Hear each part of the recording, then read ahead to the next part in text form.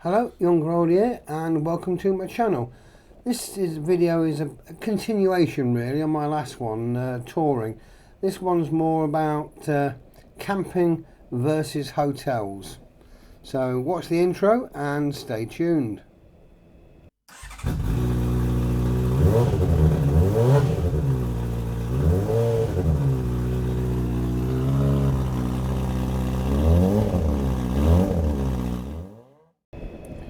Not only is camping a lot cheaper than a hotel or a B&B, but it is a good laugh. You know, you're with the right crowd, you can have a great laugh. The main downside is if it's wet and windy, it's not as comfortable, and that you've got to carry your tent as well as your clothes.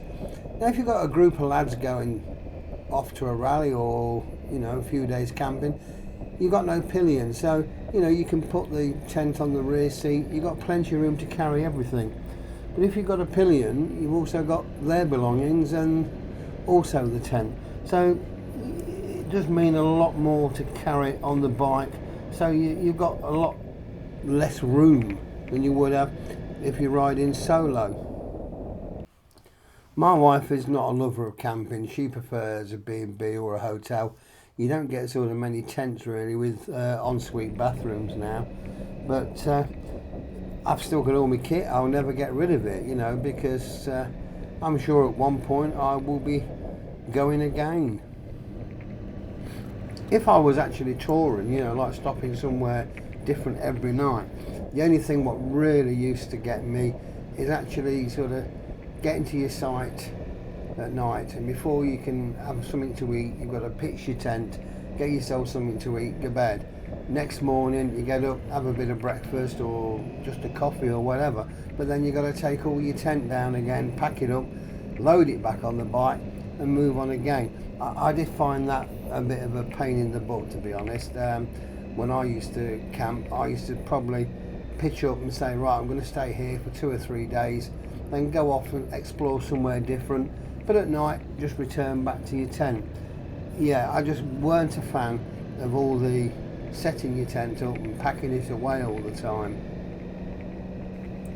Yeah, so if I'm on a tour and I'm staying somewhere different every night, I much prefer a B&B, because at least that way you just sort of check in and you check out after breakfast. You don't even have to take all your clothes out of the panniers. We just live out the cases really. So I think if you're moving on all the while constantly, yeah, in my opinion, that's the better way to go. Last year, about 20 odd of us went to a rally in Bruges. I've actually done a video on that, so check that one out. It was a good weekend. But the price for the rally included 3 nights camping. But there's a few people in the group decided that they didn't want to camp, so my wife said, oh no, we won't camp, we'll go in the hotel with the rest of them. Now the hotel was very basic, but it weren't really a basic price. It was quite expensive for what it was. It was only when we got to the campsite and seeing how well it was set out and how good the facilities were, I thought, you know what, I think I'd have sooner camped. It looked really good. And but that was only because the weather was nice. You know, if it had been wet and the field was all muddy like a bog, then yeah, it wouldn't have been so pleasant. My next trip is to Scotland. We're going to go up to the Highlands. We did a bit of a deal at some hotel. They were doing a special offer for bikers, and it's right at the side of the loch, so it looks really nice, and it was a reasonable price. So we're going to go up, but to break the journey up, we're going to stop off in the Lake District somewhere. Then we're going to go on to Scotland. That will be our base for 3 to 4 days, and then we're just going to go off somewhere every day back to the hotel at night. And then we're going to come back a different route, probably down the east side of the country, and once again we'll probably just stop off on the way back somewhere. So you got a bit of both there. You've got a bit of one night stay in, and then you've got a bit of, you know, time in one place to explore. So that type of trip seems to work well for me now. I enjoy that. With this place in Scotland, obviously we will have to eat at the hotel because there's actually nothing else around it. Normally when I book somewhere, I tend to book somewhere on the edge of a town.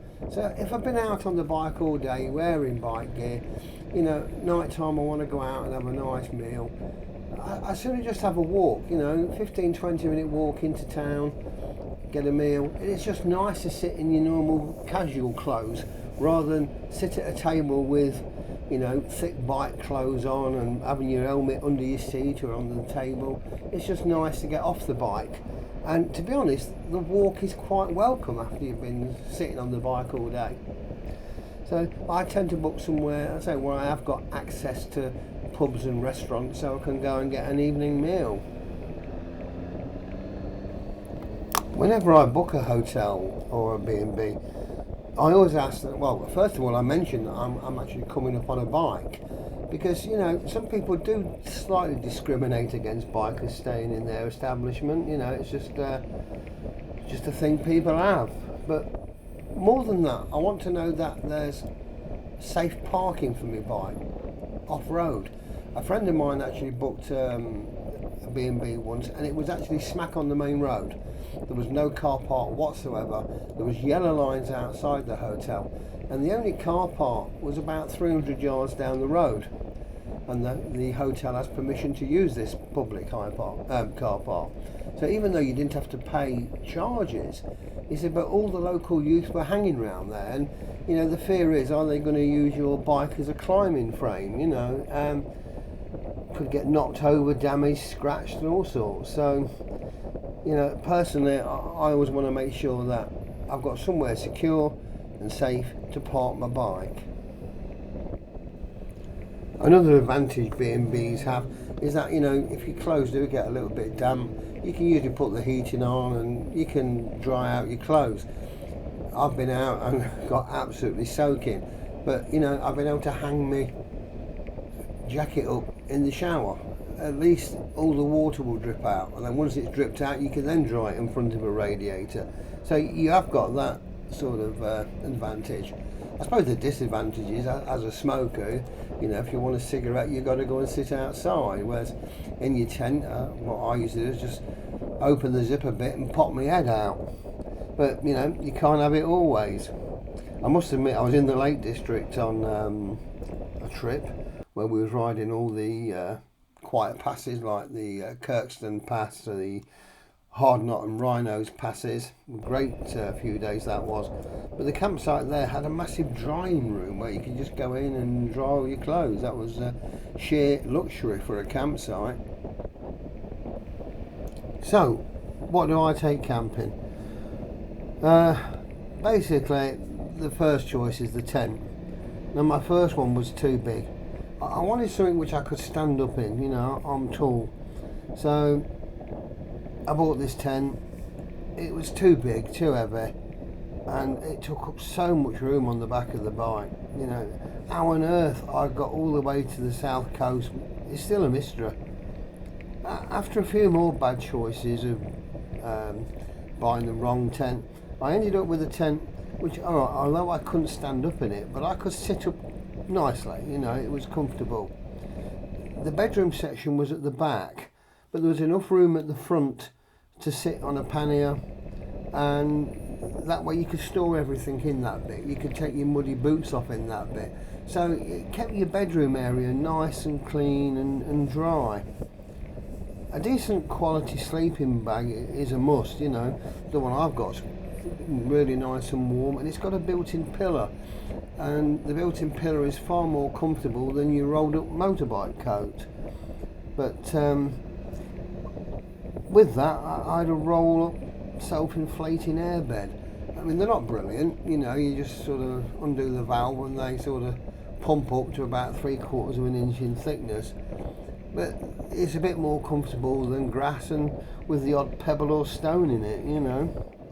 I used to use a single burner gas ring, one where you just put like a canister in it. I mean, that was good. It used to, you know, work pretty quickly. But at the end of the day, at least I could have my early morning brew. And you could warm up soup and you could cook various simple meals in it. I used to sit on one pannier and then use the other one as a table. I also had still got a small set of good frying pans and saucepans. and they all sort of slot inside each other, so they take up very little room. And we used to have a plate, a mug, and a cutlery, you know, toiletries and a towel. You know, all this went on the bike nicely, but bear in mind, you know, I didn't have a pillion or a pillion's clothes to take with it.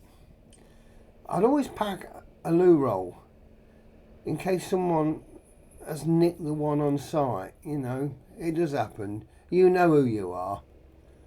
But it also comes in handy to wipe things up, clean things up in the tent, even wipe my nose, you know. And I've still got a 20-foot homemade cable that I used to plug into a socket under my bike seat and then lock the seat down. And of course, 20 foot then, that went into the tent. I had a USB female charger on there, and I used to plug my phone in, and yeah, the phone was in the tent with me being charged. But as I listened to music all night, it used to help stop me, you know, my phone from going flat. Well, I hope this has given you sort of an insight into going on a tour. And you know what, if one person decides to get their bike out, go and do a bit of a tour instead of just a quick ride around on a Sunday morning, then it makes this video worthwhile. So, you know, if you've never done it before, please give it a go. You don't know what you're missing, and you will really enjoy it. You know, I've tried to explain the differences between the two, so work out which is best for you and just do it, as they say. Well, thanks for watching. If you like, please leave a tick. Subscribe to be nice, it helps boost the channel. And once again, ride safe and bye for now.